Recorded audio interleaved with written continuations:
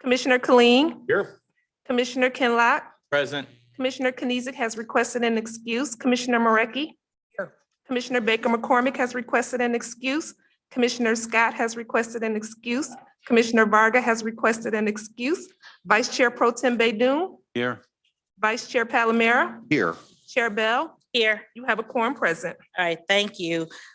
Because we're normally upstairs in the conference room, that's when we would do roll call. But down here, it threw me for a minute since we had our machines here. I wanted us to take roll call like we do during full board.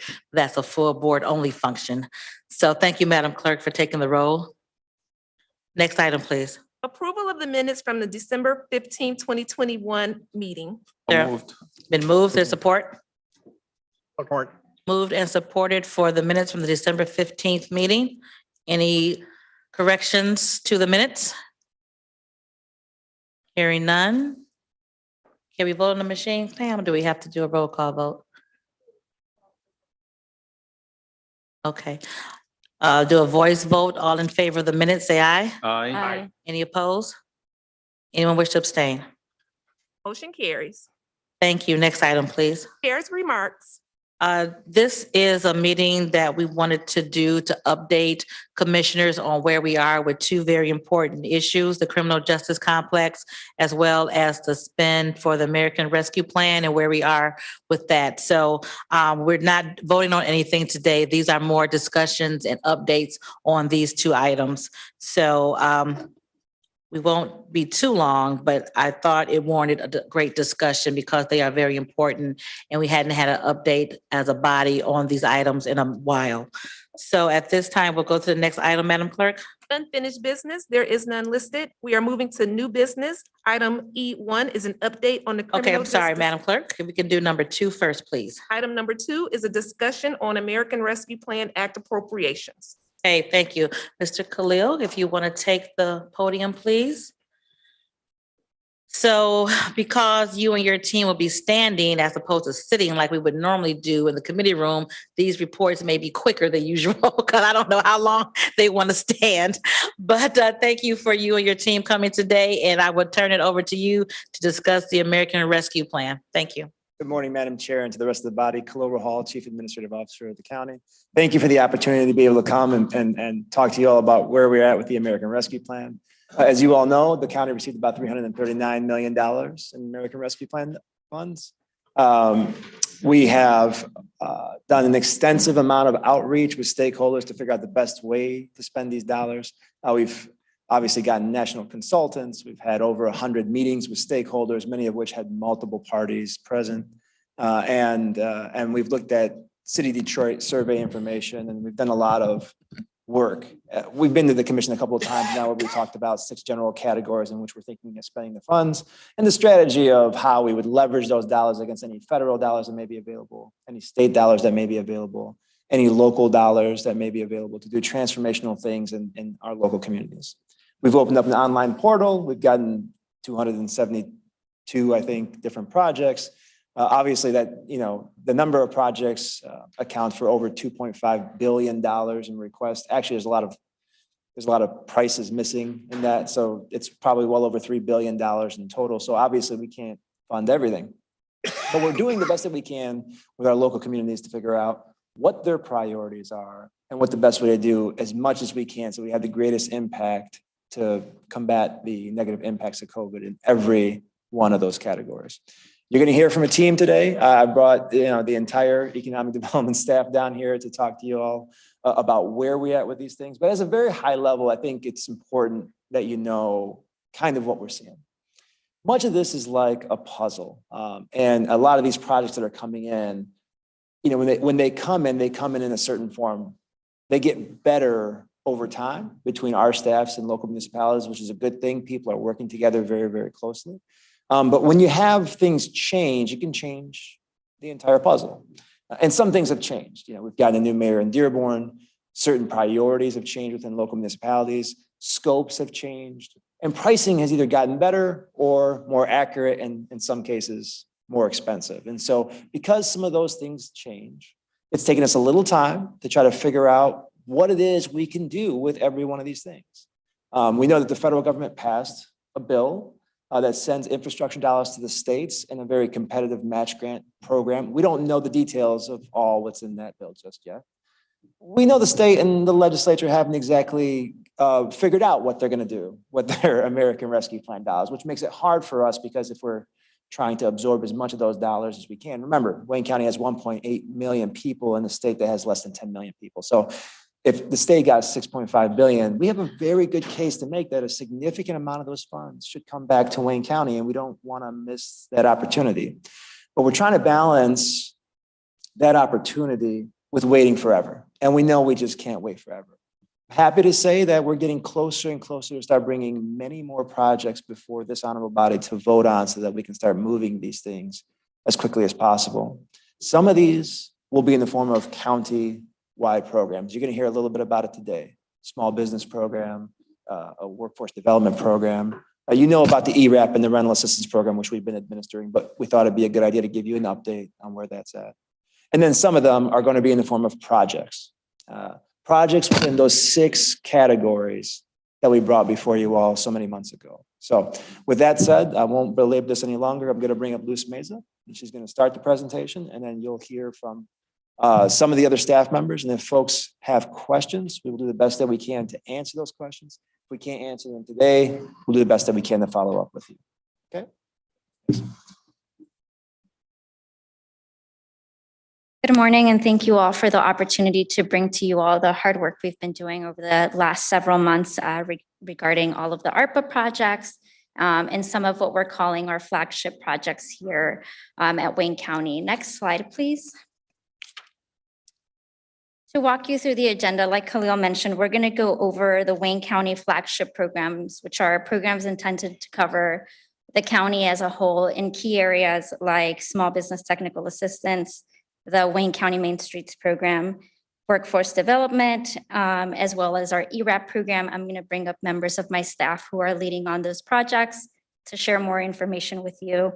But you know, the gist of that is that a lot of our communities requested, as part of their proposals, oftentimes support for their small businesses, support for their workforce, and we really saw it fit for us to come together with programs that cover those bases for all of our communities.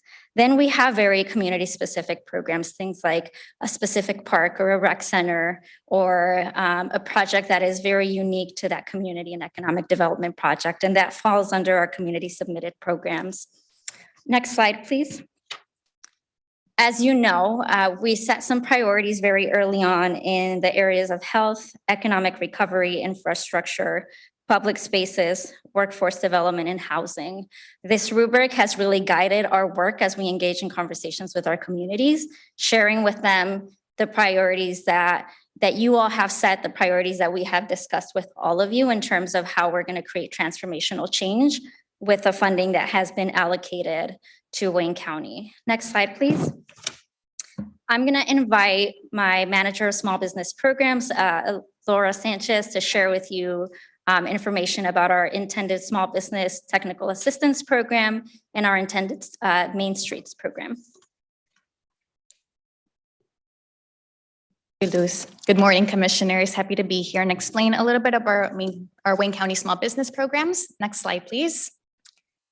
So we are soon to launch a small business technical assistance program, and this is based on the needs that our small businesses have had over the last couple of years dealing with the pandemic. They need the resources to really grow and expand their businesses. So we are going to establish a program in response to their needs. We will establish a network of business support organizations that already have experience providing some technical assistance support to our small businesses, whether it be accounting support, marketing support, anything that a business really needs to grow and thrive. These organizations will work with our small businesses. There will be outreach-based organizations. They will be out in the communities recruiting businesses to participate in this program, hosting office hours, canvassing, door knocking on businesses to make sure that they're aware of the program and they're able to recruit them, do an intake process with them to process them into the program, understand what their goals and their needs are so we can really support them throughout this process. Then there will be some technical assistance partners, and these are organizations that have been really active within Wayne County. They're the ones who are going to actually host trainings, workshops, consultations with our small businesses, so they can go and really expand their skill sets that are needed to expand their businesses. So the end of this program is kind of the culmination of it. Small businesses will have the opportunity to qualify for a grant of up to $15,000 in technical services. This will not be a cash grant, it'll be technical services granted to them. So accounting services, they can have some time to meet with an accountant, separate their business finances from their personal finances, for example, or any other needs that are determined throughout their duration in the program. So this is a very general glimpse of what the scope means. And if you go to the next slide, I will explain how the referral process will work. So like I Sorry, said, can I ask a quick question? absolutely, Just really quick, and if you don't mind asking questions along the way. please. When it talks about the technical services, you said that's not going to be cash, it's going to be us providing an accountant or an HR or some technical person to help them. And so we would then pay that vendor to outreach to the small business? Yes, we will pay the vendor to conduct the services that are established throughout their intake process in the program. So there will be kind of a process before they actually will qualify for the grant. So it'll be determined that accounting maybe is the best need for them. We will then pay the vendor separately so they could, accomplish whatever needs to be accomplished throughout their time in the program. Thank you. Yep. Madam Chair. Yes. Okay, who will select the vendor? We are Professional services. Sure. Right now, we are currently in conversations with procurement to establish an RFQ of sorts to solicit vendors to make sure it's equitable across the county and that everyone has a chance to explain what services they're able to provide for our small businesses. So all of this is still in motion. We're still figuring a few elements out, but the intention is to do an RFQ. Thank you. So moving on to this slide, this is a referral model where you can see the different elements of the program. There will be outreach services. So businesses will be recruited by some outreach organizations that'll be canvassing, door knocking out in the communities. Our organizations are very familiar with the intricacies of our Wayne County community. So we are hoping they can work well on that. Then the outreach partners will conduct assessment and one-on-one support, and they will be able to establish and evaluate what needs a small business really has. A small business may think that they have accounting needs, but in reality, they may have some marketing needs. So they're working jointly to figure out what their goals will be throughout their time in the program. Then the outreach partners will then refer our small businesses to more established technical assistance partners, and they will provide trainings, workshops, one-on-one consultations to provide them services so they can meet their goals that they establish at the beginning of the intake process. And then they will be qualified for the grant. If they're able to receive it, they will receive the services from the professional service providers. And finally, there will be follow-up and evaluation to determine if the goals were met and if success was met as well. Next slide, please.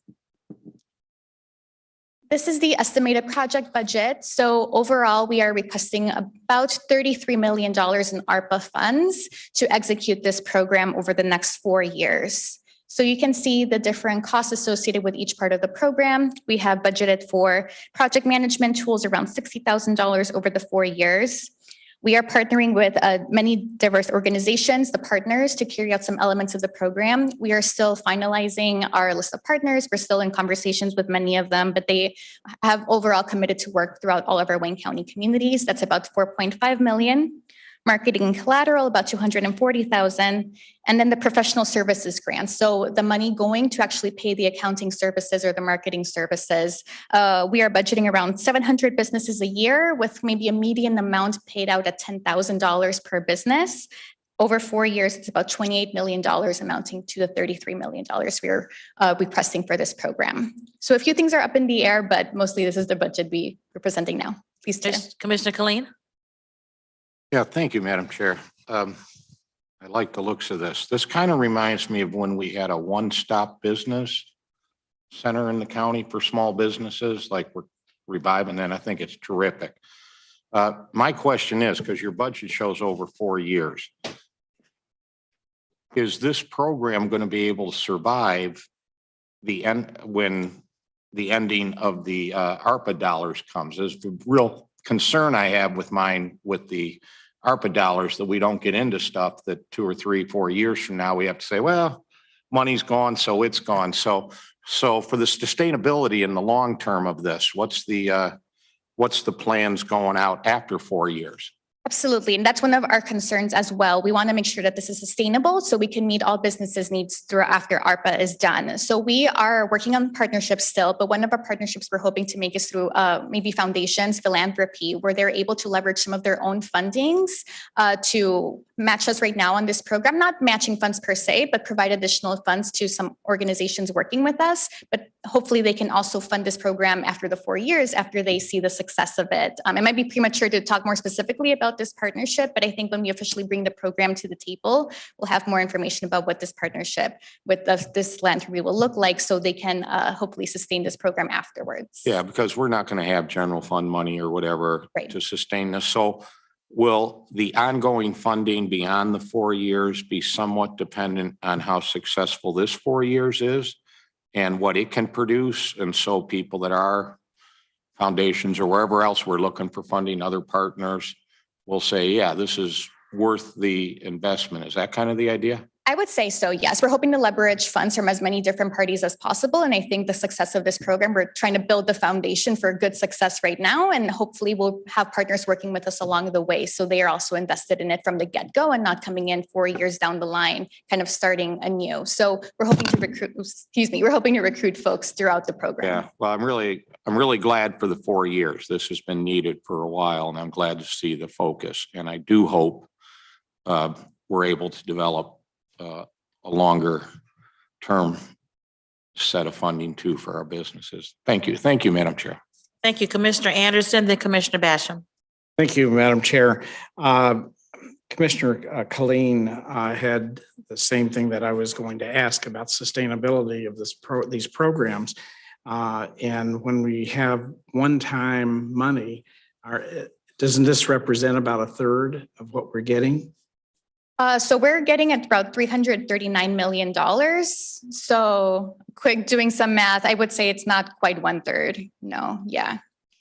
But the sustainability, I am also concerned about that, whether or not we should be making our primary focus for capital improvements around the county and throughout the county that'll reach some of with what your goals are. Whether or not that would be a better use of our money. So I'm still certainly open-minded about it, but the sustainability I think is extremely important to me. Thank you. So yeah, I can speak specifically to capital improvements. I think someone else from my team may be able to better speak to that, but thank you for your comment. Definitely taking into account. Commissioner Basham? Thank you, Madam Chair. I won't get into the specifics of the issues I know about in my district, but we tend to be proactive instead of reactive. And I was thinking about, you had mentioned marketing. Marketing would actually be a super tool for some of these businesses I know in my district. But also, connecting to them to show what their expertise is. And so rather than get into all that right now, I would hope to meet with somebody in the near future in my office so we can talk about this. Or even in the district, actually better in the district because I can take you to the business and show you. But also, besides the businesses, small businesses, we have small communities downriver. So you ask you where you live, you say downriver, and then you say whereabouts, and you mention a little town or the township. And we are also a borderline community to the international border. I've got local communities downriver complaining about their budget and how they want to access ARPA funds for X, Y, and Z in the communities. So I'd like to have those kinds of discussions also. I think this sounds good, but I keep thinking about, when you say this, I think about my local business or my local government. And so rather than get into all that after, in the near future, somebody could sit down with me and talk to some of those folks, either in small government or small business. Thank you. Commissioner Kinlock and then Commissioner Marecki. Yes, as Commissioner Basham has stated, small businesses across the county and all of our districts would benefit from a program such as this. Oftentimes, small businesses have growth and opportunity right in front of them, but they don't necessarily have the professional technical skills within their framework in order to chart a pathway forward towards that growth.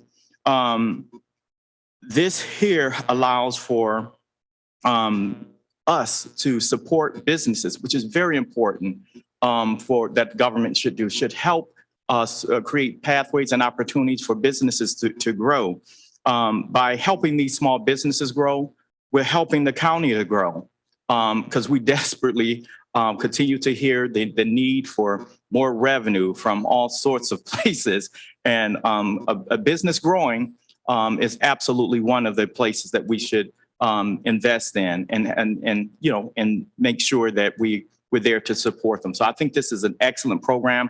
I have a number of small businesses in my district, and we all know they're all over this county. So this is something I think would be quite beneficial.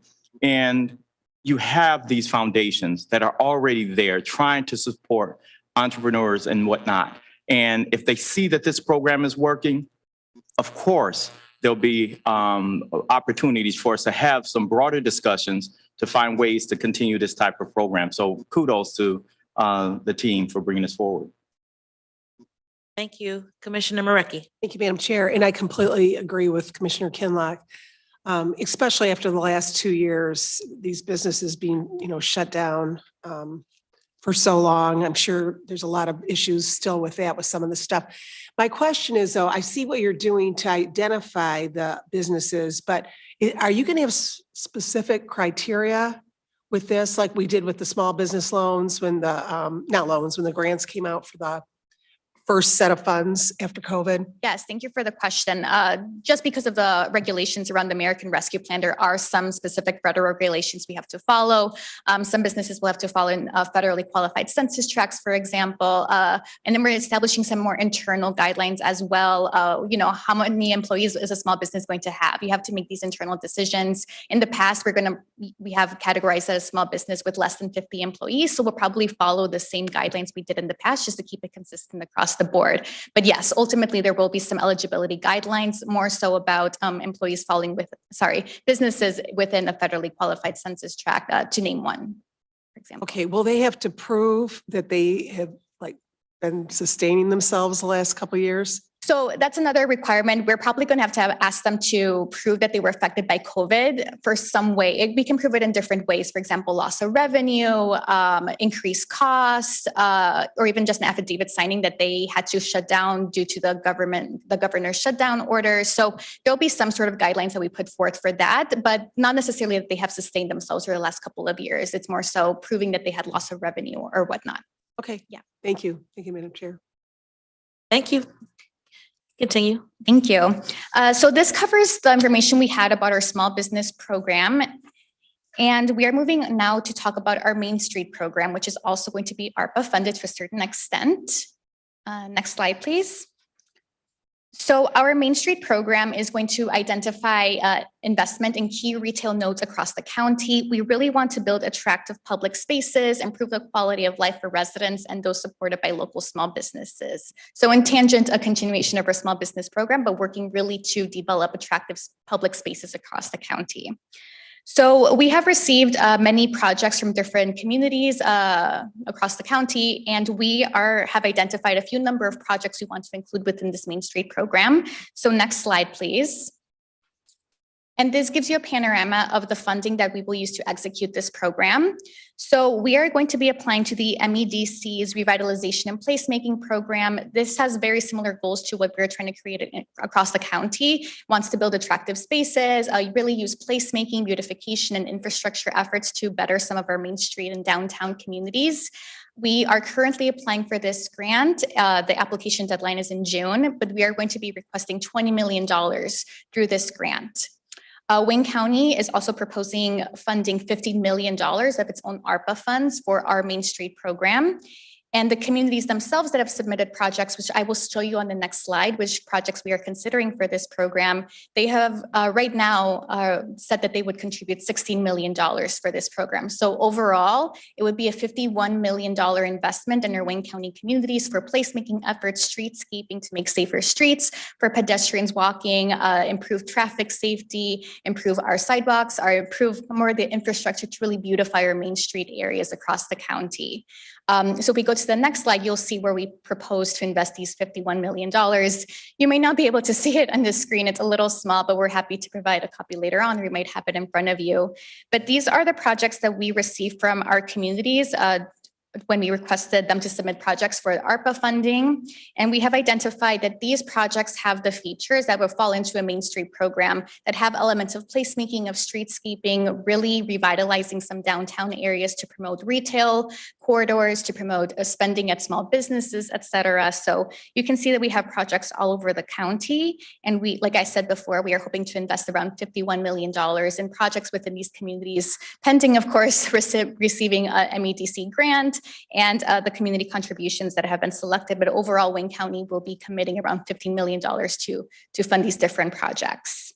So this program is still in fluctuation. We're still making some decisions, but wanted to present it to you today in its current form and see if you had any questions. We're happy to answer. Commissioner Marecki? Thank you, Madam Chair. So have these communities asked for this and it's falling into this category? Correct. Okay. Yes. We have They've all- distilled their proposals and moved them into this category Okay. specifically. Thank you. Commissioner Clark-Holman? Thank you, Madam Chair. So have you made a list of these projects and do you know when they're going to come before the commission and when the community will know about this? Because there's some out there who are waiting patiently and the weather is clearing up and they want to do outdoor projects. So how soon will they be able to know if they've been selected? Sure. So we've been in constant communication with these communities, especially as we're applying for the MEDC grant. So we've been in conversations with them. Some of them are more shovel ready than others. So right now we're mostly distilling information to apply for this grant. And I think this grant will let us know, what point we should be able to start some of these projects. Of course, if we're successful and obtain a $20 million, that puts us on a much better playing field than if we don't receive them. So I think a lot of the decision will be after we receive the grant information, after the recipients have been selected, which MEDC says around the end of the summer. So I think at the end of the summer, we should know more information and be able to maybe come to commission with more specific projects by then. Oh, they won't be able to do anything this year? Is that what you're saying? So these are specifically for the Main Street projects that I have in the map right here in front of us. Oh, the Main Street projects. Yes, my other colleagues have more information about other Oh, okay. projects that have All been right. submitted. I'm Yes. talking about the wrong thing. No Thank you. worries. Thank you. A question about this Main Street project. So I understand you correctly, these communities that you have listed on here have already committed to funds? Yes, they have committed to funds. Some of them, they're just different numbers depending on the communities, but yes, they have committed funds to leverage their own funding combined with our funding and potentially the MEDC funding as well. Okay, great. Thank you. I think I saw Vice Chair Pro Tem Baydoun. Yeah, thank you, Madam Chair. To that point, is this collective commitment by the different communities totals the 16 million? Yes, altogether. Okay, thank you. Commissioner Killeen? I missed who you just said had committed funds.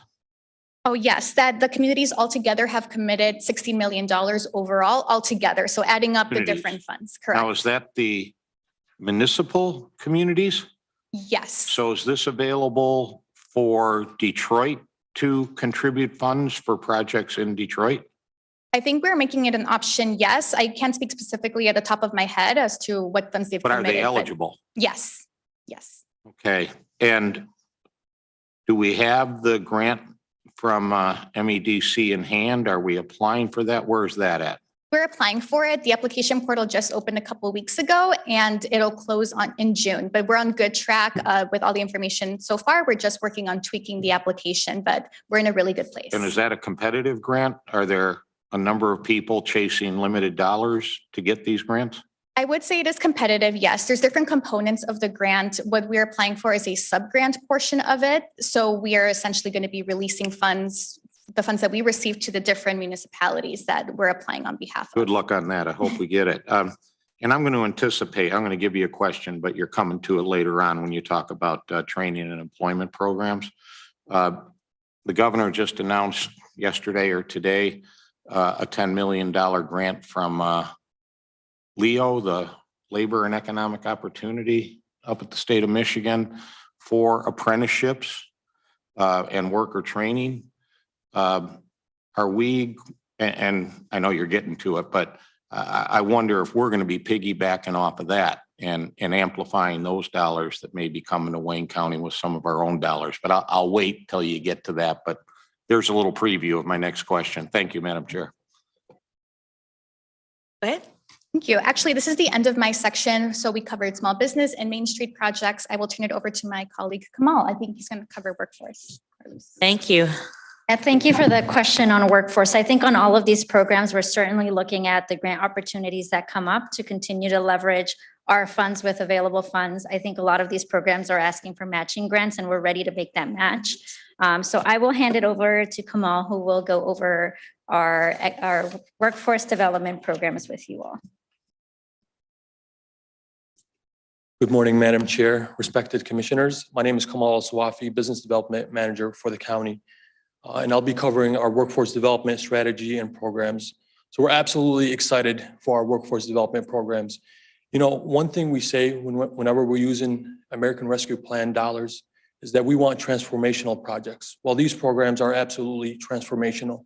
One thing we learned during the pandemic, and one thing we know that happens during an economic downturn, is that the first jobs to go are low pay, low skilled jobs. Well, these programs aim to upskill folks and help them land in a high quality, high paying job. And that in turn helps boost our economic immunity here in the county. Taking a look here, these are our 4 workforce development programs. They're still in draft, so we're still collecting feedback from stakeholders and then before we officially launch them. But in total, we're looking to serve up to 14,000 residents with these 4 programs. And the next slide, I'll take a deeper dive into each program. Next slide, please. We'll start off with our subsidized training and employment program, which is right there on the top left. So this program aims to provide Wayne County residents with the paid skills, training, and certification to gain that work experience and earn a living wage. So with this program, this is our core program. It's a earn and learn program. So we're looking to pay folks to attend, whether it's a community college or a training program, so they can have those skills to land that quality job. And the overall intention here is to increase educational attainment in the county and provide pathways to key industries and increase the supply of skilled workers. If we move down, which is, it's a little bit harder to see there, but that's the Career Navigator program. The whole idea here with this program is to fund career navigators that would be embedded throughout the county to help folks better identify their strengths, interests, and career goals and help them land that quality in-demand job. If you look to the right, we have a few of our assistance programs. Starting off with the underrepresented worker assistance grant program. The goal here is really to provide funding to nonprofit organizations to help them expand specialized services to our target populations. So here we're looking to specifically target returning citizens, immigrants and refugees, and individuals with disabilities. And the reason why we're focusing on those groups, because we know oftentimes they face challenges related to obtaining and maintaining employment. And the needs that we hope to address with these programs is to reduce barriers to employment to those specific populations and hopefully increase participation among those underrepresented groups. And lastly is our Return to Work program. A lot of conversations that we had with our stakeholders, one thing that came up over and over again was that transportation and childcare were key barriers to folks getting into those high quality in-demand jobs. So one thing that we did to counter those barriers is develop our Return to Work program. And the intent here really is to incentivize unemployed residents to return to the workforce by covering expenses related to transportation and childcare. So that can include everything from purchasing a car to maybe even a bus pass or a ride share program, as well as car repair and insurance costs, as well as funding subsidized childcare for a certain amount of time. And our hope here is to accelerate the transition of folks back to work. Next slide, please. So one thing we pride ourselves with our workforce development strategy, and as we develop these programs, is the amount of outreach that we did throughout the process. This Venn diagram here shows the organizations that we spoke to and where they felt they best land according to their core competencies and the programs that we're looking to offer. Now, looking at this, it might look like they're all bunched up maybe under the subsidized training and employment program, but actually it's about 10 different organizations in each program. But a lot of them share different programs that they want to participate in. Next slide, please. So here's our overall budget for all 4 programs, which is a little over $43 million. The core program, like I spoke to, is a subsidized training and employment program. That's where the majority of the funding is going to go. And then we also have our Career Navigator program, underrepresented worker assistance grant, and the Return to Work program. We're also sharing some of the costs there.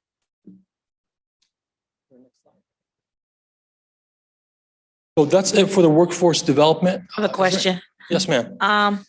So with the, going back a few slides, but the return to work and the assistance for those persons with childcare needs and transportation needs, also consider assistance for those with elder care needs. That kind of falls in line with childcare, but as we have an aging society, a lot of people are taking care of their parents as well as their children. So if you could note that as another a need for people to get back into the workforce, those who are participating in elder care as well. Yes, ma'am. And I think I had another one, but as I look for my other question, Commissioner Killeen, then Commissioner Marecki. Thank you, Madam Chair. And I'm on that same slide where you show all of the logos of people we're going to be working with for workforce development. And is that an exhaustive list? Are you still recruiting people to this or organizations? We are still speaking to any organizations that are interested in collaborating with us in these programs, yes. Because I see a mixture here of for-profit companies and nonprofits that most of them are aware of. What I don't see on here are labor. The operating engineers, the electrical workers. In the fairly recent past here have built these training centers. And now they're offering pre-apprenticeships because a lot of our folks that we need to get into this, especially underserved people, are coming out of high school and they don't have the basic skills to go right into an apprenticeship. Is it possible for us to develop partnerships with people like the electrical workers or the operating engineers? Absolutely. Just starting off with your first question, the for-profit companies there, we recognize that these employers are the light at the end of the tunnel. Those are the employers that are going to keep these trained employees and hopefully for a long time. And as far as training, we're working with community college to provide those trainings to close those gaps for those employers. And if there's any other training providers, I don't know if we can do it without them. So if there's any recommendations, I'd love to sit down with them and show them our programs and see where we can collaborate. Well, and those are all good partnerships to have.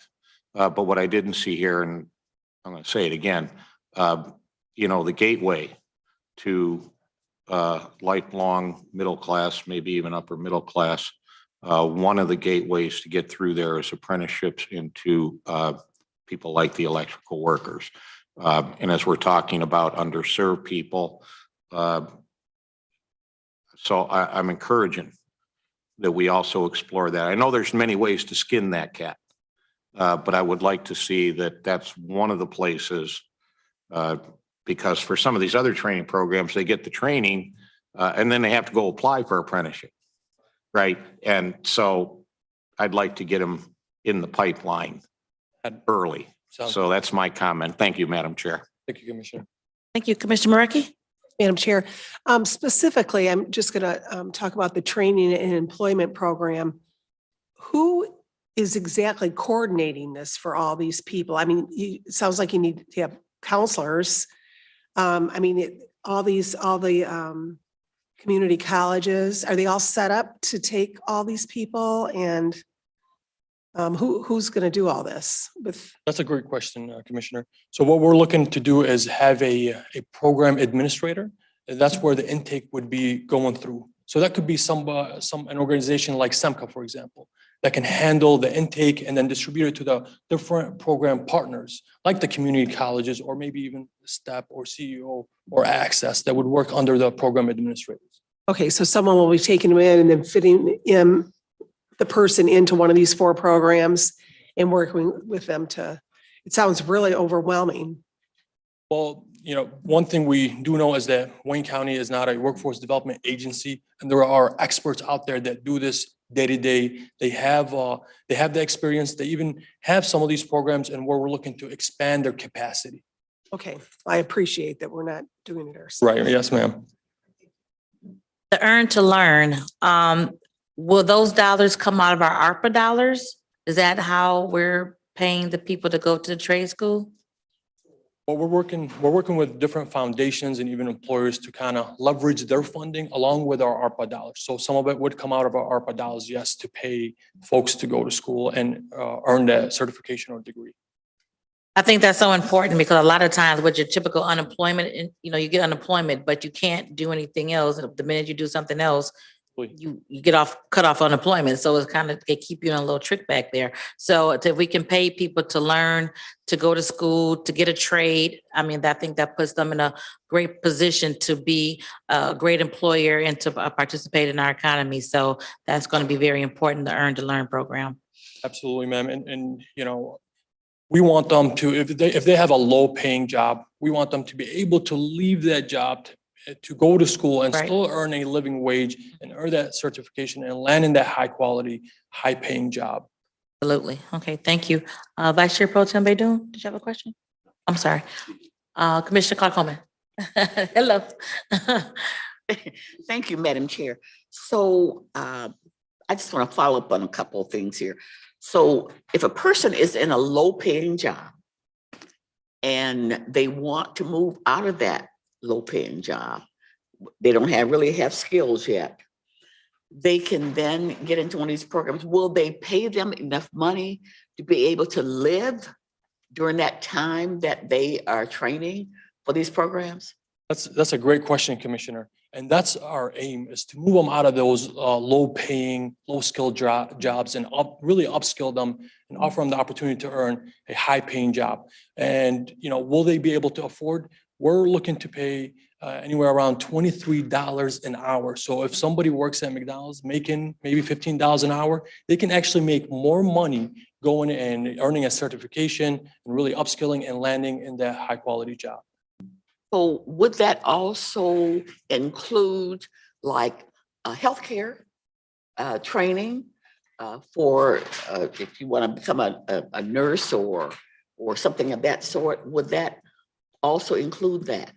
So that's a good question. So there, some of the folks in our programs are going to be part-time. So they're going to be working with an employer, earning the on-the-job training as well, doing some of the training, and the employer might provide them with some of that healthcare. So in that scenario, they might have healthcare. Otherwise, they might be able to afford healthcare with the amount of funding that we're providing. Oh, that is a good point, but that wasn't what I was asking. The healthcare industry, they're begging for employees. And I'm just wondering if this program would include training and so for people who had no skills but want to get into the healthcare industry, would this program be able to help them to do that? And would it be able to pay them that whatever it is so that they can live while they learned? So that's the intent of it, is really to find those folks that don't have the current skills, that have the motivation to go to school and earn that certification. And what we're doing is we're working with employers, identifying some of the skill gaps that they have, and the needs that they have, and then really designing a program to fit those needs. So once they complete the training program, they can land in that high quality in demand job. And during the training program, they're going to earn definitely a living wage for sure. So you say you have not, all those positions have not been filled. Anybody that's going through our program, there's a position, the hope is at the end of the tunnel for them, and those are the employers. So it could be an employer like healthcare, it could be an employer like Ford Motor Company, DTE, a lot of different companies that we're working with. Well, because the reason I'm asking these questions, because I was contacted by a person who works in the grocery store, but want to get into healthcare, want to be a nurse, want to be a nurse's aide. So, but cannot afford to quit their job. That's because right. they got to pay the bills. And those are the folks that we're trying to target. People that have the motivation, that want to upskill, but they can't afford to let go of that job. But with this program, they can. They can maybe even earn a better living wage while going to school. Will that be will that be in the community college? Is that where they would get those trainings? Yes, it could be in the community college. It could be in a different training center, but primarily it is community colleges that we're working with. My last question. Yes, ma'am. The Michigan contractors and builders, they have created this training center right in between, right adjacent to both Commissioner Chairwoman Alicia Bell and my district. There's a beautiful new training center there, and we've been invited to come there for to do a tour. Now, if you go through that program, then you are now a skilled apprentice, or you get an apprenticeship. So my question is, are you taking advantage of that kind of a situation so that when they finish the training and then they go into an internship, an apprenticeship program, and then they're ready to go for a job? So are you working with that training center about to get folks ready to get those jobs where they're just crying for carpenters? That's a great question, ma'am. And in about a week's time, that training center and other training centers throughout the county are going to have an opportunity to apply to be a partner in our programs. And then we can work with them. And then once people graduate from those programs, or they might be just graduating and we launch these programs, they can fit directly into our Career Navigator program where we can help them find that job for them. Okay. Thank you, Madam Chair. Vice Chair Pro Tem Baydun, then Commissioner Kling. Thank you, Madam Chair. Just to expand on my colleague, Commissioner Clark Coleman's questions and remarks, I think it's important to team up with, colleges and universities, especially that are geared towards producing the next healthcare workers, the nurses, the assisted physicians, because we are lacking staffing in those areas. If you remember, during the pandemic, we were bringing nurses from all over the country to assist because we didn't have enough staffing in that area. So kudos to you and to the economic team for this is a great program, but perhaps maybe I'm just thinking out loud, like maybe teaming up with a Madonna College, for example, to graduate those next nurses that are much needed in the healthcare industry. Thank you for those comments, Commissioner. And, we recognize that we're not at Wayne County a workforce development agency. And there's a lot of great partners out there that are doing this, and they might just not have the capacity to expand some of their programs. So we want to work with those partners and really use their capacity, their experience, and their reach. We're looking to have multiple partners throughout the county so we can have access to their communities. Some of these organizations and nonprofits are trusted agents within their communities, and we want to leverage that to the advantage of serving folks. Thank you. Commissioner Kling, then Commissioner Haydos. Madam Chair, I forgot to ask one thing. where are we at in the timeline and what's the projected launch for this? What still needs to be done? Absolutely. That's a great question. And we have a Gantt chart that shows exactly the activities that we're looking to do to launch. You'll see in about a week's time an application that will go out to different partners. And at that point, they're going to fill out exactly which program they see that they best fit with some questions that they'll answer. At that point, we're going to review those applications. We're going to score the applications. And then we're going to incorporate some of their feedback. And our hope is really to launch towards the end of May. At the end of May, okay. Because I don't know. Announce, I should say. Pardon me? Announce at the end of May, announce the programs. Announce the program, and then people can apply after that date. But we're going to approach, because you know what's going to happen right after this meeting.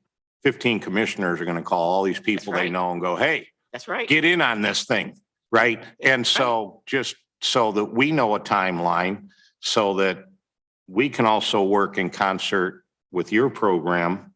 You know, who do we need to talk to? When do we need to talk to them? So I think the better idea we have of timeline and what's going to happen where might make the process a little more smoother and not have people trying to jump steps to get it. So we're going to announce to the great world out there at the end of May, hey, we got this thing. This is what it looks like. Come in and apply. Or whatever, some version of that. Right. With a launch date, when, in the fall, you tend to wrap this up and be able to actually run the program? Well, I think that's going to depend on working with our partners, and we want to see how they envision the steps into implementing this program, because they're going to be the ones that really execute it. Once we have that information, I think we can have a better day on the actual launch date. But we Okay, can announce once we have agreements in place. thank you. But I'll definitely provide you more information on the timeline as well, just so you Yeah, can have that I think that would be helpful to everybody, for sure. because Absolutely. it's important to know on things like this, when to step in the stream. Not too early, not too late. Thank you. Thank you, Manager. Thank you, Commissioner Haters. Thank you, Madam Chair. The system for Michigan workforce has been set and working. Wayne County have 2 seats on the SEMCA board, and on Detroit board, they have Detroit region, and then they have SEMCA. And as my colleague Clark Coleman asked about the benefit when somebody can't afford to quit their job. Now, if you have an employment benefit, you will not lose it when you go in through the training, even the state paying for that. And then if you, there's some intelligent persons who really don't like to go to college or have a fear from study and homework, but they're good when you train them on the job. So the program have ability to work with General Motors, Ford, whatever company is. You train that person, would pay you the $2,600 fee, whatever, or $1,626. If you get, after you train them, if you guarantee them a job for minimum 2 years. So the system working, and as Kamal mentioned, the Wayne County funding for that program will work with well-experienced organization like Detroit Region Workforce and SEGA, SEMCA, because those already have the program set and tested to those ideas. So, and then another point to target young generation, young kids graduate from high school, don't know where to go. And they need a job. So we need to promote that to them before, and the same month they're gonna graduate, or before that, to let them know what's available for them. So the program working could be better, yes, by putting more money in it and try to motivate the people who's not working. Absolutely, and I think the good point is that not every high school graduate is wants to go or needs to go to college, but they can certainly apply to something like this to get a certificate so that they can be employable soon after high school. So, all right, thank you. All right, we'll go over to the ERAP. I'm sorry, go ahead. Just Commissioner one Fargo. point, Mm. one quick point. Mm. When this kickoff is, and I think I heard Commissioner Clean say, let us know so that we, and I don't know how you do that. Will there be applications? But let us know so that we can notify Absolutely. the people in our districts who have been asking about this. Don't just kick it off and we don't know anything about it. Let us know so that we can be ready to put in our newsletters or whatever, so that people know how they can get into this program.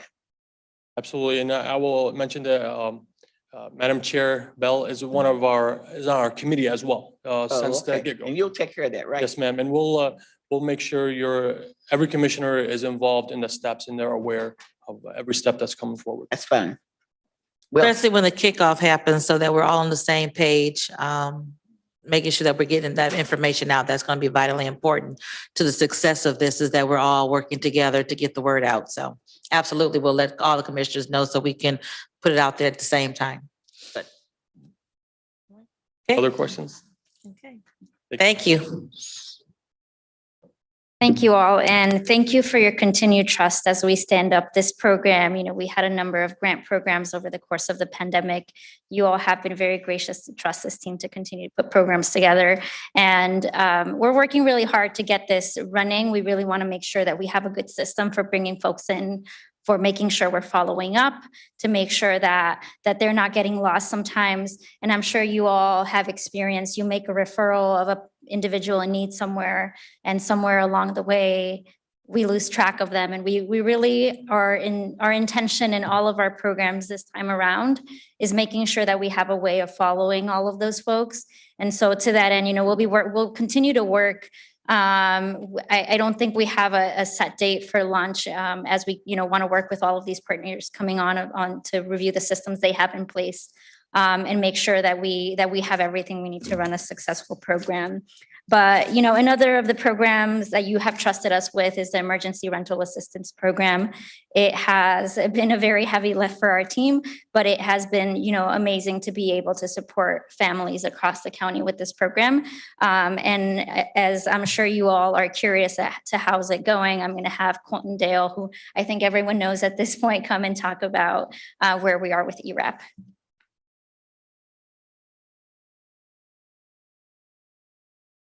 Hi, good morning.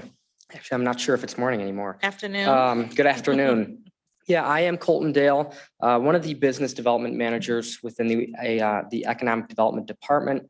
I have been managing the ERAP program, which I know everybody's aware of at this point.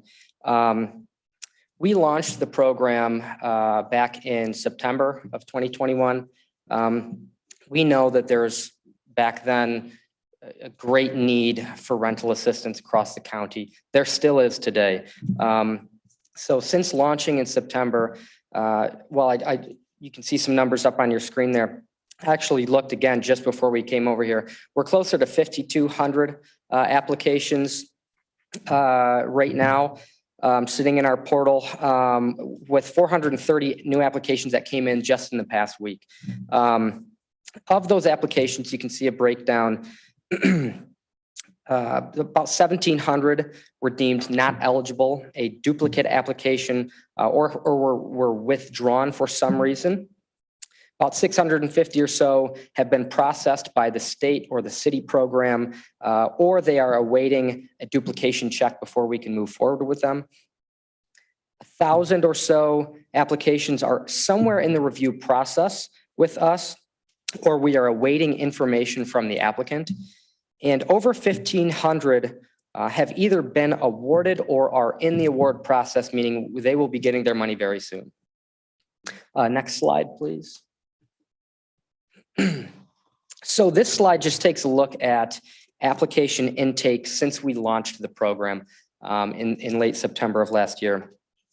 As you can see, for a good portion of the program, we saw really steady numbers for the first few months.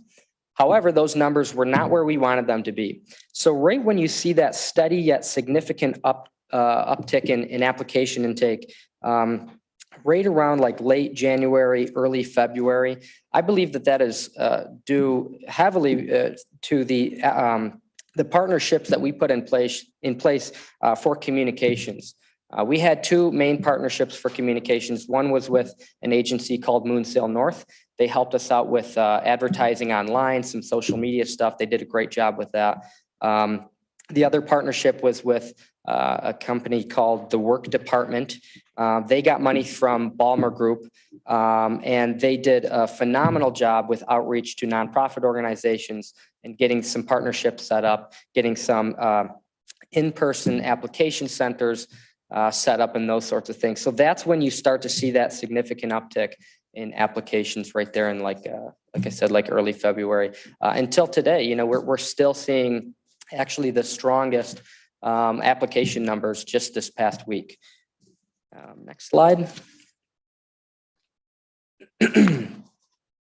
So this is looking at our spending for ERA $2 up until this point. So over $3 million have been allocated directly for rent and utility payments for renters and landlords across Wayne County to date. We did have that $4 million allocation to Wayne Metro for a very specific population of refugees, I believe some homeless population, and those dealing with housing instability that they had in their queue. They just needed extra support for. $3.2 million of administrative funds. I think most, if not all of that, went to Guidehouse to help us run this program. We would not be able to run this program without Guidehouse, simply put. So to date, total over $10 million have been spent. Want to make a note of, nope, stay there for a sec. On the right side of the screen there, we are expecting a second tranche of funding of ERA $2 to be able to continue this program. That is only because we met our spending goal by March 31st. We worked our butts off, but we got there. Another thing to note there, the federal government originally told us we were going to simply just get a second tranche of funding. They now told us that we are going to get, they're breaking it up into 3 tranches now. So we are expecting that second tranche of funding fairly soon. We just submitted our quarter report yesterday, I believe. And then at some point, we have to hit our obligation for that second tranche by October 1st, and then we'll hopefully get that third tranche. But we are on track to do just that. And that is it for me. Thank you very much. What was the goal for the spending goal that had to be met? For that first tranche, I believe it was 9.75. And we did, like I said, we did hit that by our March 31st deadline. Commissioner Anderson? So you did indicate that there are some that you've approved, and did those come before the commission yet? I'm not sure if I understand the question. The projects, when you listed the amount of projects and what stage they're in? Oh, sure. The applications, they're not, an individual application is not approved by commission. The ERA $2 are specifically for this program. When we get applications, we have a whole review process that can take anywhere from maybe 4 to 8 weeks, depending on the application, how much information we have. And then we simply, we get that money out the door to that applicant or that landlord when they're approved. So have anybody been notified? Oh, you mean in terms of the applicants? Project has been approved. Yeah, that's what that's my question. Sorry if this is a little bit confusing because we are talking about ERAP and then also about ARPA. The ERAP program, the emergency rental assistance. So the applicants. No, I'm not talking about that. I'm sorry. Yeah, that's the only program. I'm happy to talk about the projects in a second. Colton will just wrap up on rental assistance. I'm sorry. No worries. No worries. Any other ERA or ERAP questions? Commissioner Anderson, then Commissioner Killeen. Thank you. I just appreciate the presentation, but I did want to ask, do we have any breakdown of where the dollars went? Did they help across Wayne County? Do we You have? mean like by municipality? Right. We, not in this presentation, we could definitely get that for you though. When somebody applies to our program, they put in what city they're in. We could, organize that data that we have and get those numbers for you. I'd appreciate that. I don't know if anyone else would like to have it, but I would. Thank you. Yeah, if you could probably just do the whole breakdown, how many this city, how many that city for the entire county, and send it to all commissioners, that'd be helpful. Commissioner Kling? Thank you, Madam Chair. And I'm with you, Mr. Dale. Good morning or good afternoon. I'm not sure. I'm flipping back and forth between a couple of your charts here. The ERAP, I guess, as we're saying now, the spending summary, and then the applications. So we've awarded 1,500 according to your chart. Where is that reflected in the spending summary? Yeah, so that 1,500, they've either been awarded or are very, very close to being awarded. They're at the end of the review process. In that spending summary, that is that 3 million up at the top that says rent or utility payments to residents and landlords, 3,040,190. Okay, and then with another 1,000 in the pipeline, the 1044 number, I'm assuming those are ones that weren't tossed out, that were ineligible. They're in the pipeline to be awarded. Yes, that's correct. So then I can use another $2.5 million number if the same kind of proportion applies. Right. So then we're somewhere, if they're all approved, somewhere around 5.5 million. What's the total budget of what we're able to provide in these dollars? Yeah, great question. Directly to people. Sure. So the total allocation, again, this is if we get that second and that third tranche of funding, I believe is in the range of $32 million. What was the number again? I'm sorry. $32 million. I hope I'm not misspeaking on that number. Okay. But the first tranche was around 12 million. And then the second and third tranches should be about 20 million total. Okay. So and the program will go on as long as there's money to be. That's correct. And please, the tranche verbiage is new to me. Can you do it in less than 30 seconds? What the heck is that? It's basically just a round of funding. They broke our ERA $2 into 3 rounds of funding. So this is funding from the state? No. This is from the federal government. Oh, and that's the category they call it in their paperwork? Tranche, that's the word they use. Okay, all right. Helps me. Thank you. Thank you, Madam Chair. All right, thank you, sir. All right, thank you. You all, and I apologize for how long this is, but I think I'm getting you to the point that all of you are asking about. If we can go to the next slide. And so our team has been working really hard with all of our municipalities to review all of the projects they have submitted and to really understand, as Khalil said, their priorities and how this fits in the larger puzzle of our ARPA allocation. Our community submitted 279 total projects as of last night when I updated these numbers for you all. And they continue to come in as Khalil mentioned, Dearborn has a new administration. They wanted to submit new priorities. Some communities, for example, might have learned about the RAP grant that we were applying for with the state and decided they wanted to submit a project for that as well. So this number continues to change. And with that, the pieces of our puzzle kind of fall out and we need to fix it again. It's like when you're turning the Rubik's Cube and then all of a sudden you switch a color and all of it is out of place. So we have to continue to do that as more projects come in. Of those 279 projects, the total project cost for that is $2.5 billion to complete all of those projects. Our communities have requested of Wayne County a contribution of $921 million, which is well over 2 times the amount we received in ARPA funding.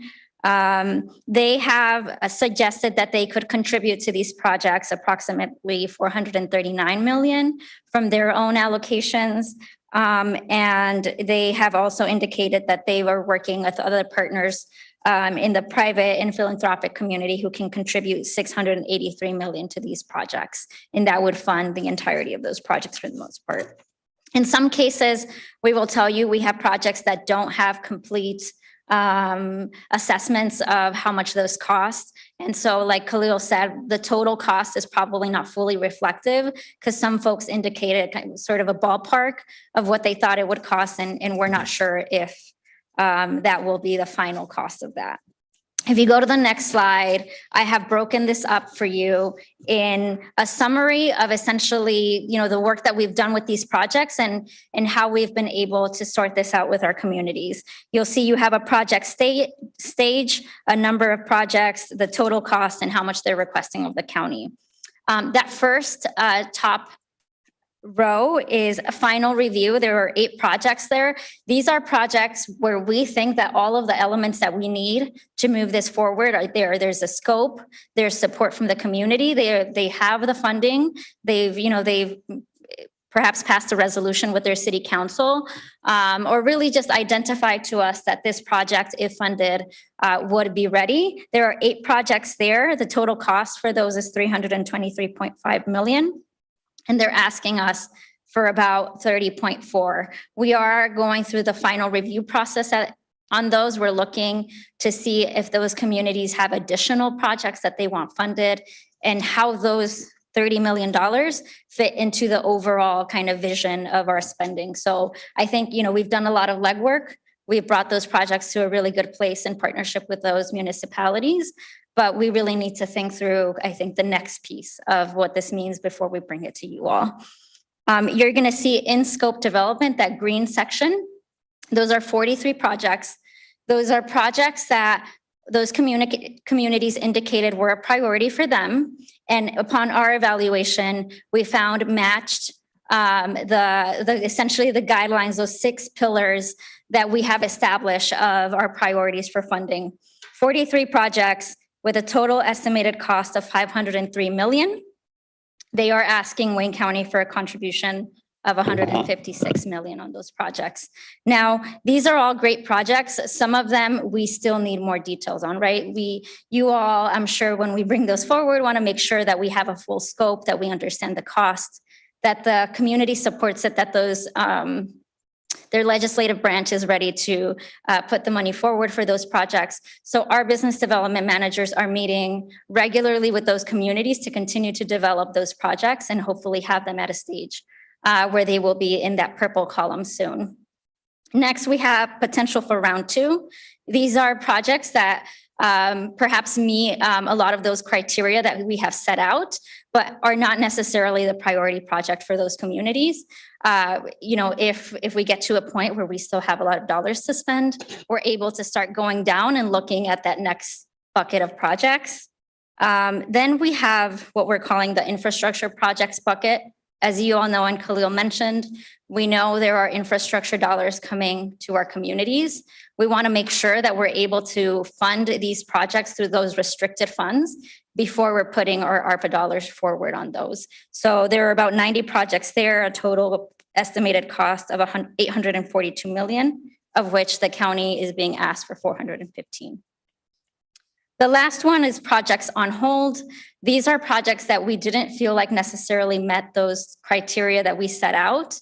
But we still think, because they're important to the communities, that we want to continue to look at those and keep those within our radar. First of all, to see if we can find other opportunities to fund them, right? It might not be a priority for them, or it might not fit within the guidelines, but maybe a grant will come up in the future that we can help them apply for. So we continue to review those and make sure that we're keeping those in mind. That's about $493 million total cost, with an ask of the county of $167 million. All right, I'll go to Commissioner Clark Coleman to see if, based on her last, did you have a question on? Oh, I'm gonna hold it. I'll talk to you, Eddie, offline. All right, Commissioner Kinlock.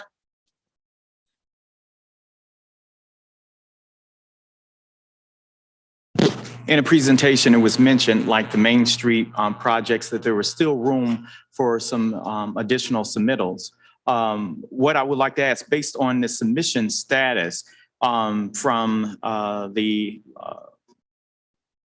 final review all the way to infrastructure projects, would these projects, if they made its way to the final review, would that encumber all of the ARPA monies, or like you mentioned, as relates to the projects on hold, that, you know, if there's any, you can defer them elsewhere as far as other resources. So my point is, with these projects, would they, that are already in the pipeline for consideration or review, would that encumber the dollars?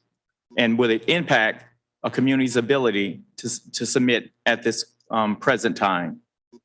Sorry, I'm having a hard time making out your question. You're saying. Is it, okay, based on these projects that are listed here that are going through the pipeline, that these projects that have been part of this submission status report, whether or not, if those projects make their way through the, is there still room for communities to submit new projects to be considered? Absolutely. And, you know, our business development managers, like I said, meet with the communities on a regular basis. If you know of any communities that haven't, I mean, they've all submitted projects, to be honest. We have, I think, one for every community at least. But if there are projects out there that haven't been submitted, we're happy to look at those and see where they fall within their priorities and kind of the guidelines of the ARPA funds and our priorities. And, you know, we're always happy to look at new things, and we have new projects coming in almost every week.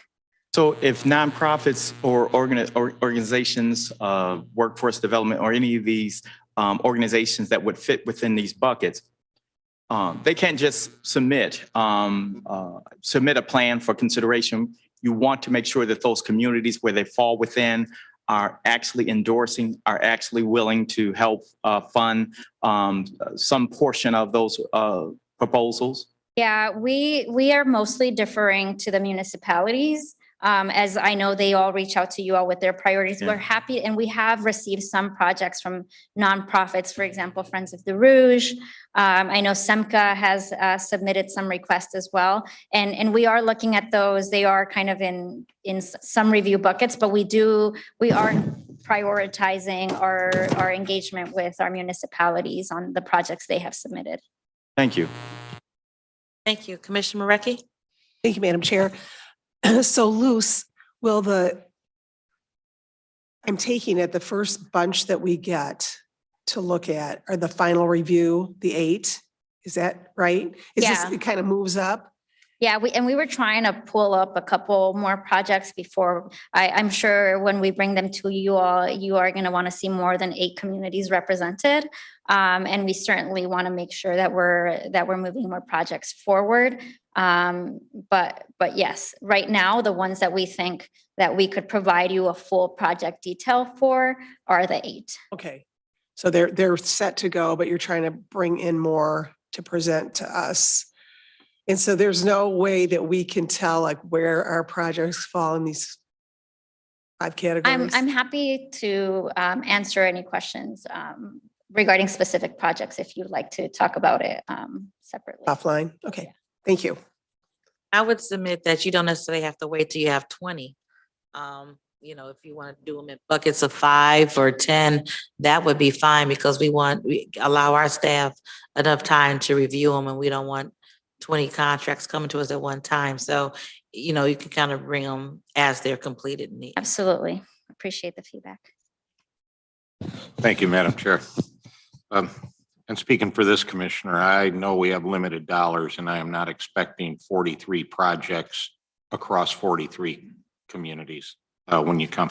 I'm doing a little mathematics here. The last slide you showed and the different steps, and I think that requested county contribution, the far right, totals to the previous page of 921 million in your summary of requested county contributions to projects.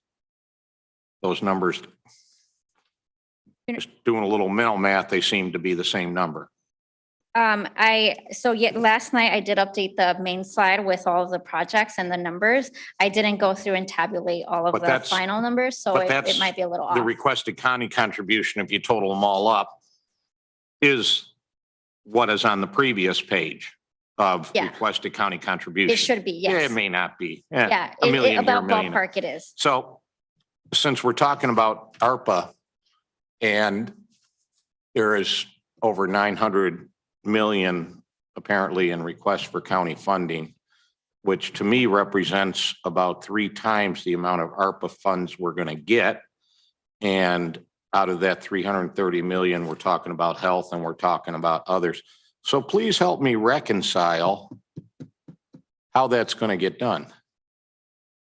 Yeah, so I think this is, when I started early on with the two top tiers, the purple and the green there, those are what we think have the biggest chance of moving forward. That's, close to 51 projects with about 180 million total. I will also say part of the continued discussion with those communities in the green section, and I would say probably at least one in the purple, is that we want to continue to talk to them about their contribution to the projects. And I know a lot of your communities have reached out to you all and said, we asked Wayne County for X amount, we'd like to receive the full amount. That is a piece of the puzzle that we are trying to figure out, right? To say, if we fund, 75% of every project, how much can we fund if we fund 50% of every project? And so I say that to say that we're still having those negotiations, if you will, or conversations with the communities of really how much can they put forward for their projects so that we can come in with as close of a match as we can while still, being able to support projects in other communities. Well, in response to that, I need to know the total funds available. And that's not 900 and no. So in having those conversations with the local community, hey, they're screwing us, they're this, that, and I need to know from you the overall number. And so I can have a rational discussion saying, hey, right, there's only this amount of money that's available, so many projects, rather than giving them the idea that they should be getting full funding because we got all this money, and then having them call you and say, oh, my commissioner tells me that you shouldn't be cutting us back, that we have enough money for this. So I'm trying to get an idea from you so that I haven't had those conversations yet. I may have those conversations. I need an idea from you about what the total budget is, and how much money really is going to be spent, because this is money. This is a rational conversation, right? There's only so much money. Don't want to sing and dance people and make them think something else. So I don't see a number here in terms of how much we're going to commit of ARPA dollars to this project. Yeah, I think we're trying, in all honesty, And I know that's fluid a little bit. It's, the total allocation we received, it's like 330, maybe 330 million. Yeah, but as I said, on the first chart, we're talking 60 to 70 million for health. That's not going to be a part of what we're doing here. Right. And so much for housing. So out of that 330 million, we're paring that down to how much of is available. And it looks like to me in the economic recovery and the workforce development category. So in reality, with what we're talking about on these last couple of pages and county contributions to these projects, how much money is really available for that? It's not 921 and it's not 333. Absolutely. Thank you, Commissioner. The answer to that is the projects don't necessarily fall under one specific bucket only. We do have projects that the community submitted that are related to health. That's not the answer I'm looking for. We know that all 331 million is not going to go to this. Right. And as I said, there are numbers will shift back and forth a little bit to get to the 331 million. But are we talking in the end, somewhere between 150 and 200 million is going to go to support this? Is it going to be 90 million to 130 million out of that 330 million? Because again, I want to have rational discussions with people. What realistically do we think, as we're looking at it now, how much of that 331 million is going to be targeted for this? And I know that's going to depend a little bit on the submissions and how good they are. But can you give me a better idea? It's not 331 million. I think the full answer to your question is a little bit beyond my pay grade, but I will say we are entertaining the full 180 million that was requested in the top two categories by the communities. And the work that we continue to do with things like the state's RAP program is that we continue to find opportunities to offset the costs that the county is going to contribute from ARPA specifically. Right. So in the, if we receive the 20 million from the state's RAP program, that's 20 million that isn't coming out of our own ARPA dollars while we're still contributing some ARPA dollars to those Right. projects. And that is what I alluded to earlier. There may be some other dollars out there that are going to go to this. But the report today doesn't reflect that, just ARPA dollars Yes. is what they're saying. So again, to have a better picture, because I don't want to mislead any of the communities, right? To have a better idea as a commissioner, are there other grants available? What other money are we chasing down to add to this? What's possibly available to add to this? Because the 180 million is not a real number either that you have there from the low, because that doesn't, we're not going to spend only 160 million on everything else that's in the plan. That number is likely to be bigger, I would guess. So I need to understand, and I hate these buzzwords because they change every 10 years. I need to understand how much is in this bucket and where else we might be looking for dollars to put into this bucket so that I understand when it comes time for me to vote somewhat what the parameters are. And so I also understand when I get angry phone calls. Hey, what are they trying to do to us? Right. And then a lot of times when you get those phone calls, it's kind of after the fact, it's like, well, I didn't know. Let me go check, So Commissioner, if it's okay, if she can have a meeting with you in your office, probably her and well, and I Khalil. think all commissioners should know, but I would be Yeah. delighted to have that. But I would like to and I understand maybe not today, Right. but I'm laying it out there because I think these are important numbers for me as a decision maker and also for our local communities. So maybe an ongoing discussion here a little bit about the reality of how much money really is available that we're able to do. Thank you, Commissioner. Thank you, Luz. Commissioner, if you're okay, Commissioner, we'll have a private conversation because we do have another very long presentation ahead of us with the criminal justice complex. Commissioner Anderson. Thank you, Madam Chair. I just, along the same lines, I'm more than happy to, or I'd appreciate having an opportunity to talk to you offline about some of these, but the list of projects that have been submitted, do you have that available that you could share with us so we would have an opportunity to review those, or is that coming at a later date? And also the project's status report on the projects as they are being considered. And I assume there's lots of work back and forth with the local communities that have submitted projects when you're trying to arrive at a percentage that the county will contribute. And that's an ongoing process right up until they're approved, I guess. But the percentage, is there a set percentage right now? I thought I heard you say that that's something you're still working on. Is that going to be required across the board with all projects?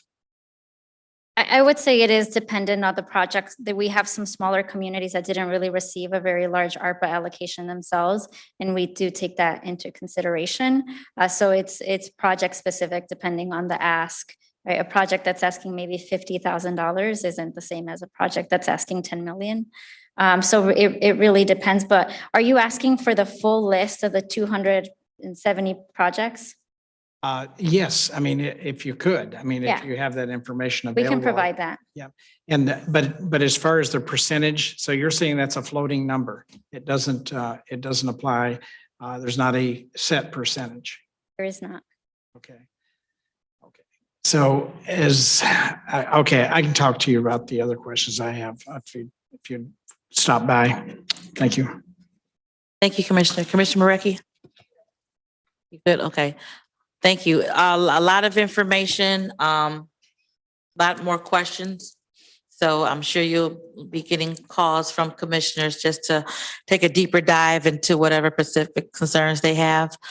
So that's why I wanted to at least have this brought before us because it is ongoing, it's changing, it's fluid, but we have to just have whatever information you all have, we should have as well as we work through this process. So thank you and your team for this information, and maybe in about a month's time, we'll revisit to see where we are, because again, I'm sure there may be some finalization plans and you may be ready to have some contracts come before us in the next 30 days or so, so we can start the spend down of these dollars. So thank you very much for your time, and we look forward to seeing you again soon. Thank you for the economic development team. If everyone maybe want to stand up for a minute before we go into James Heath's presentation and stretch. Take a seventh inning stretch, seventh inning stretch real quick. Hopefully it's the seventh inning. All right. Okay.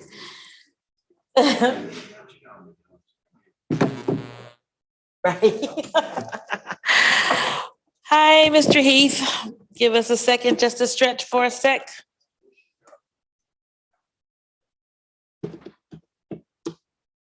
All right.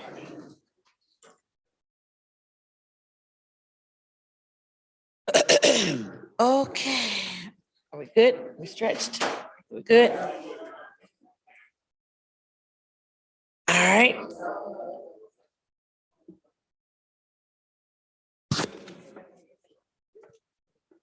All right, let's come back. Oh.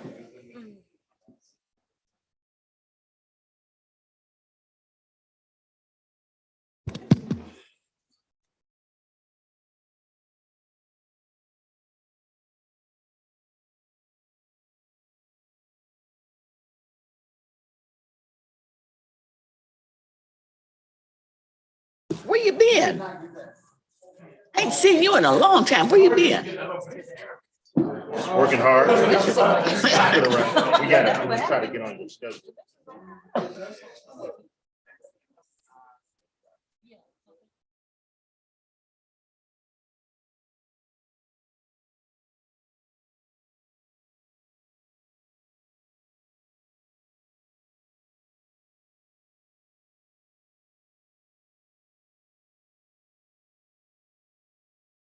You know where to send it, right?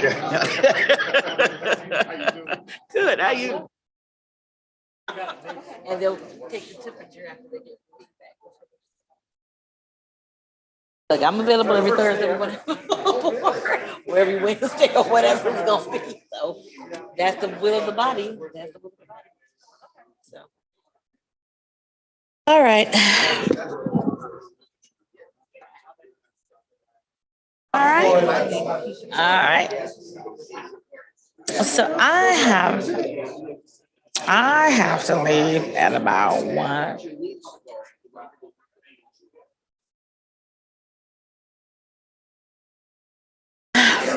All right, so I have a doctor's appointment, but so I would need to leave like at 1:45 today. Yeah. Oh, I know.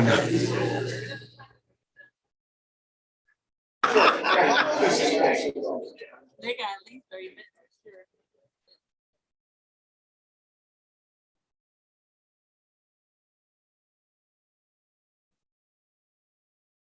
All right, let's come back to order. Okay, you gonna say you about to leave, Joy? Oh, okay. All right. Okay. All right. We have about 3 minutes. About 3 minutes, and we'll come back to order. About 3 minutes.